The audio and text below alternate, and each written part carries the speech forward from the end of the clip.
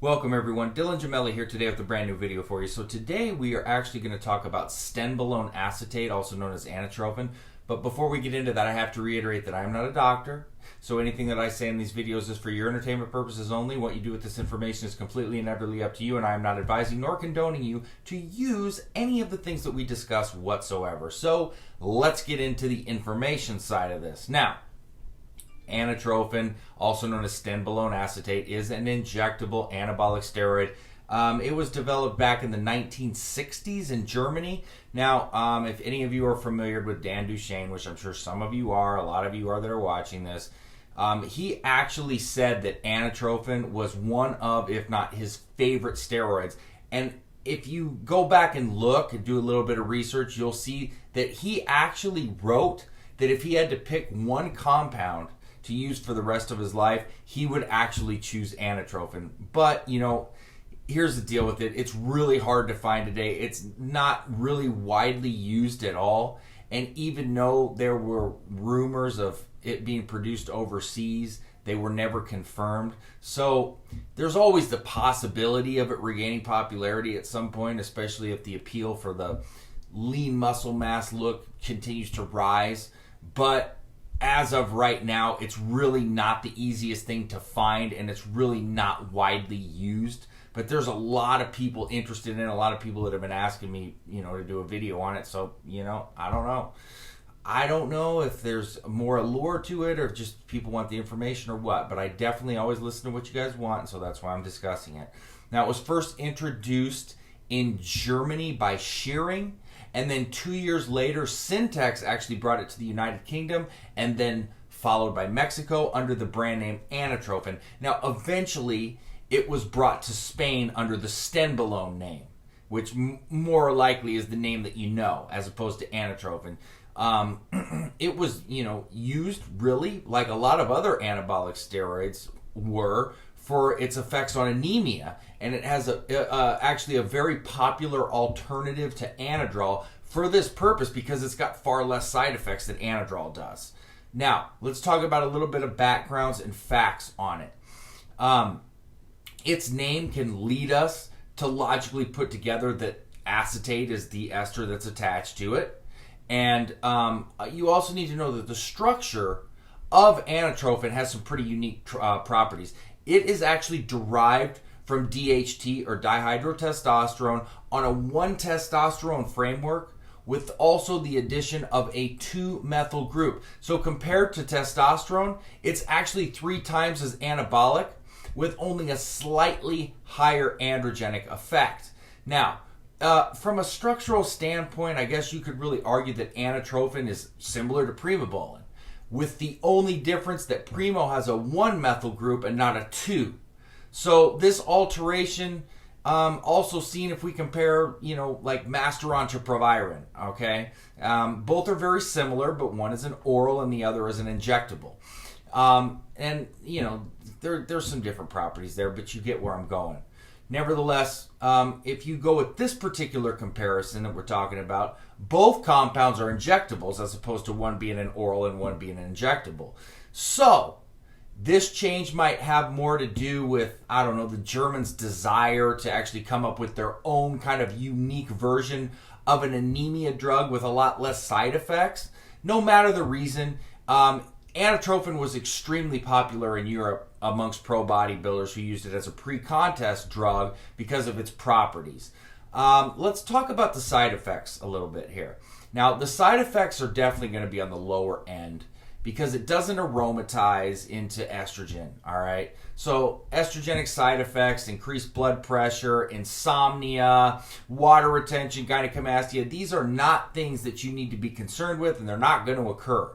Now, Anatrofin does have slight androgenic traits to it, even without the aromatization of estrogen, leading to a possibility, not likelihood, but a possibility of having some acne, some oily skin, some increased aggression. So women should definitely probably stay away from it. Now, all anabolic steroids are going to produce different results in different situations, but we can build on other people's experiences to give an idea of what a certain compound will probably do for an athlete or a person, regular person using it. Now, most people that use this have reported that you should not expect to gain massive size or strength with it alone, because it will, not, I don't know, it doesn't function like an Anadrol or a D-bol. It's not going to have aromatization. It's not going to have water retention. It's not a big bulking compound, but you will be able to add lean muscle similar to Primobolan. And I've always said Primobolan is one of my favorites because it's consistent and it's just really precise on how it works. With D-bol, some people will blow up 10, 15 pounds, some people 20, 25. Primobolan's pretty consistent where you're going to get 3, 5, up to maybe 7 pounds with it if you're using it alone with just test maybe, but it's real consistent, it's real gradual, you know what you're getting each and every single time, and this Stenbolone is pretty much the same, all right? So in that regard, it's not something I've ever used, okay?